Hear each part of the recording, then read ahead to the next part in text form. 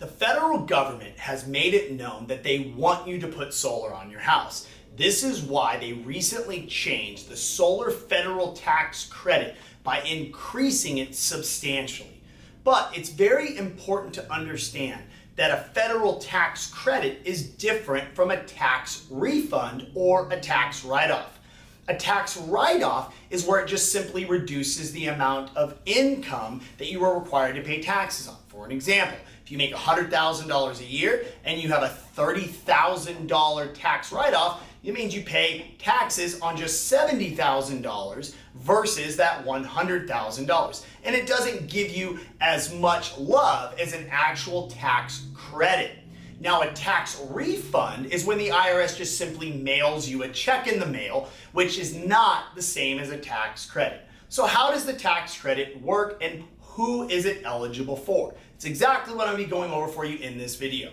The federal tax credit was increased to 30% in 2022. So for an example, say somebody is buying a solar system. This is only for purchase systems. This is not for PPAs or leases. So if somebody's system cost is $40,000, whether they pay cash for that system or if they finance that system, they are still eligible for the ITC federal tax credit.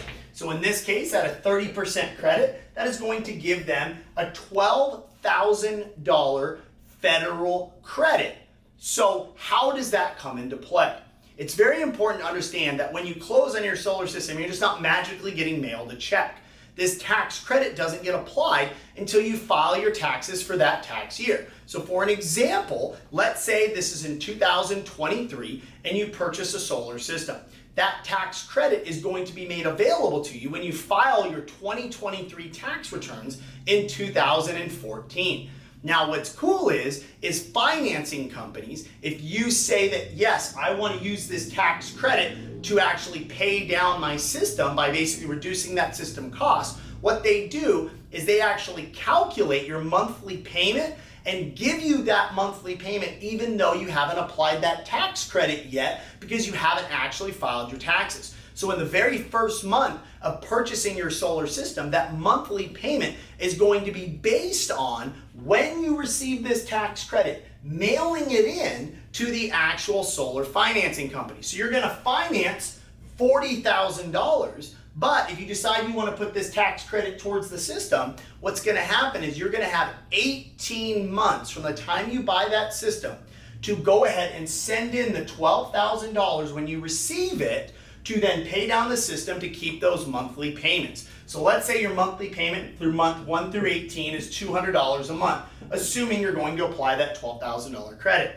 In month 19, it's going to say it'll stay at that $200 a month as long as you mail in that $12,000 tax credit when you get it. However, if you don't mail in that tax refund or tax credit, they're going to say your payment's going to go up to $300 a month. So you're not required to do it. So even if you change your mind later, it's going to tell you what that payment would adjust to if you didn't mail in that tax credit.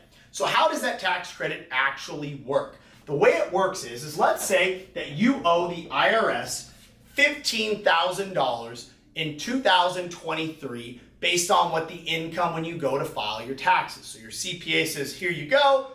You are going to owe the federal government $15,000. However, throughout the year, you've had withheld on your paychecks $14,000. So you only owe the IRS $1,000.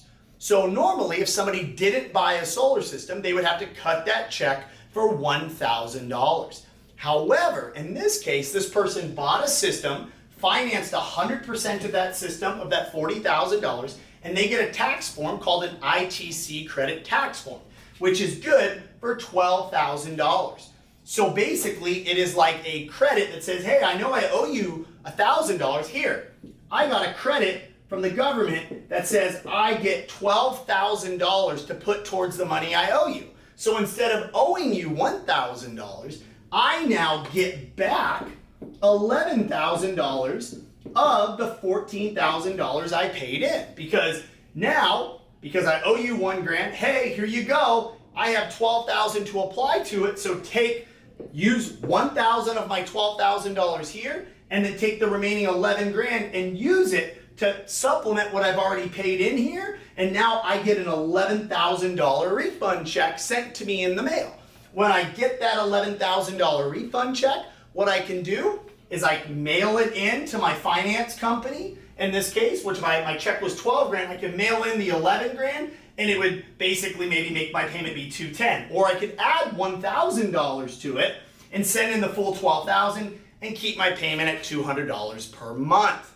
Now, a couple important things to notice: you can never use more of a tax credit than you have owed money in taxes. So somebody that's, let's say, on Social Security that doesn't owe any money to the government because they make too little of money to actually owe a lot in taxes, that $12,000 tax refund doesn't do them any good. And this is why people that don't have any tax liability or on a fixed income and they don't typically owe any money in taxes, it's much better off to get them into a PPA rather than purchasing the system. However, if somebody, let's say in this case, only owed, their tax bill was only $5,000, and let's say they paid in that full $5,000, so at the tax bill they owed at the end of the year was $0, and they had a $12,000 credit here in this place, what this means is that $12,000 credit, they could get a refund check of $5 grand, and they can carry to the next year that $7,000, because you can never get back in a refund more than you've paid in. So it's very important to understand that when you're looking at this tax credit, if the tax credit amount is typically more than what you would owe on an annual basis, not owe after what you paid in on your paycheck, but what you would owe before you apply what your withholdings are, then you need to make sure to look at this. Now, it's very rare that that's the case. Most of the time, the tax credits are somewhere between $7,000 and $12,000, which is usually far less than what somebody typically owes the IRS, but it's just something important to know, that you can never apply the tax credit and get that money back more than that you pay in for that year or what you owe the IRS. That's very important to know.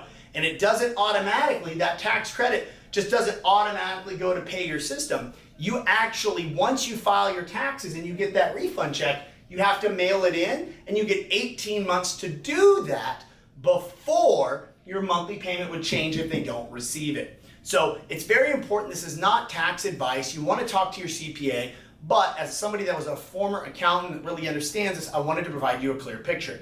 The other thing that's really important to understand is, who is this for? Now, most people get misconstrued and they say, oh, it's only for your primary home. And that's not the case. The actual tax credit can be used for your primary home and received, or a second home, a home that you live in part of the year and rent out the other time. Beach homes, cabins, things that you actually, go ahead and actually occupy.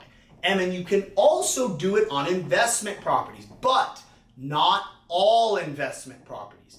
The investment property, at the discretion of my CPA, stated that you can apply for this tax credit and use it as long as the property is owned by a business. Meaning, if you own a rental property and that property is owned by an LLC, meaning the title is in the name of the LLC. The mortgage doesn't have to be, but that the property, if you pull it up on title, it shows it's owned by an LLC if it's a long-term rental.